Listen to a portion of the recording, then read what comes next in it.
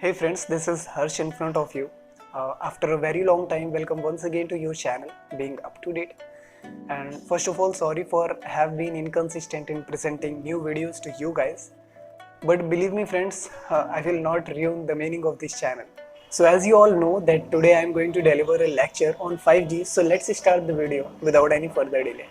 From checking internet connectivity by opening Google search engine to using VMAP to make payment online. This is what the technology is all about. Now recently, Indian government launched a much awaited 5G services at the 6th India Mobile Congress at Pragati Maidan in Delhi. Now if we take a look at previous generations of mobile network, the first generation mobile network was launched in 1980s, which only delivers the analog voice. And by then, after every decade, the services got improved, which gave boost to every sector. And now today, in the era of 5G, we get facilitated from many things, like the low latency of 5G.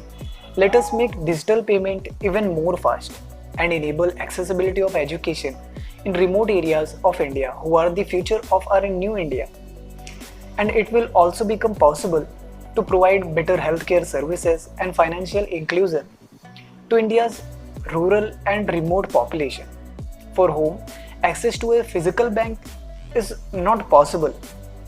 And on another hand, smart farming will also become possible in agriculture sector for our farmers and will enable humans and machines in a factory to communicate with each other seamlessly. And now, if you talk about the challenges on implementation of 5G tech, the very first thing is the lack of skilled manpower, which restricts us to utilize the full potential of 5G technology. So the Indian government must focus on skill development with more pace, so that we don't have to rely on foreign talent to properly implement 5G technology in India.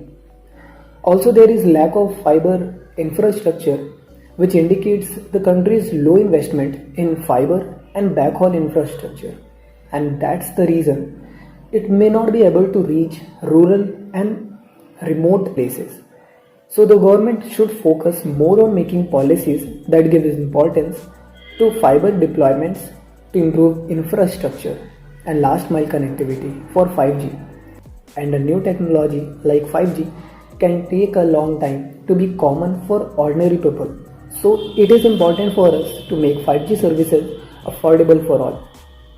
So gentlemen, implementation of 5G services can improve our living standard and boost the economy of our country.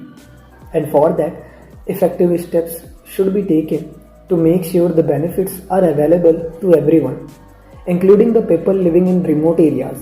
Meanwhile, we have to be focused on cyber security to tackle cyber warfare, and keeping in mind that though we started 5G a little late, but we will be the one to finish it first.